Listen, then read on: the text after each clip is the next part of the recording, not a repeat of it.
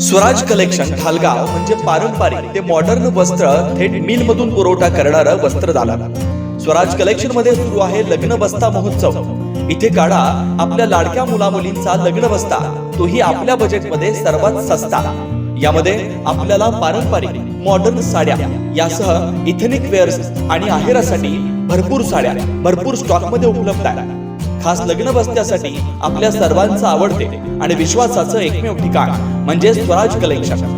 वीज बोर्डाजवळ ठालेवाडी रोड, ढालगाव, तालुका कवटेमहांका, जिल्हा सांगली. संपर्क 7756 046 177.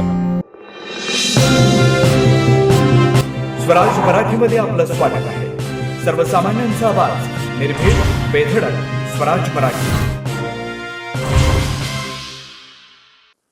नमस्कार, स्वराज मराठी न्यूज चॅनल मध्ये आपलं स्वागत आहे. पाहूयात आजच्या टॉप 10 घडामोडी.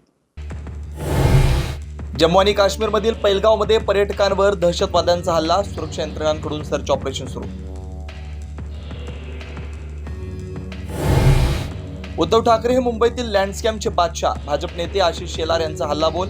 राज आणि उद्धव एकत्र येण्याच्या चर्चांच्या पार्श्वभूमीवर शेलारांचे गंभीर आरोप. राज उद्धव एकत्र येण्याची चर्चा पुढच्या महिन्यात शक्य. राज ठाकरे 30 एप्रिलला तर उद्धव ठाकरे 4 मे रोजी परदेशातून परत येणार.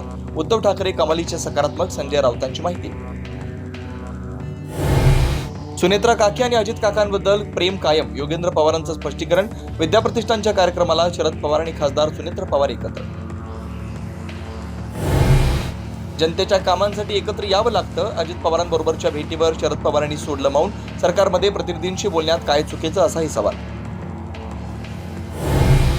मत्स्य व्यवसायाला कृषीचा दर्जा, राज्य मंत्रिमंडळाच्या बैठकीतल्या निर्णयानं 4,63,000 मच्छीमारांना होणार फायदा. तर गोसेखुर्द प्रकल्पाला 26,000 कोटींचा निधी. भंडारा, चंद्रपूर, नागपूरच्या शेतकऱ्यांना होणार लाभ.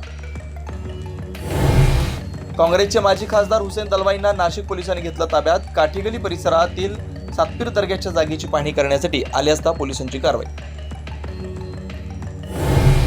बीडमध्ये 3 तरुणींची छळाला कंटाळून आत्महत्या. मुलीच्या न्यायासाठी एकनाथ शिंदेंना पत्र लिहिणाऱ्या माऊलीचा आरोप. जालन्यातील तरुणाने बदनामीची धमकी दिल्यानं तरुणीनं आयुष्य संपवलं. शरबत जिहादच्या वक्तव्यावर बाबा रामदेवांना दिली हायकोर्टानं फटकार. कोर्टाच्या अंतरात्म्याला झटका लागल्यास मधु अफजान घेतली होती कोर्टात धाव.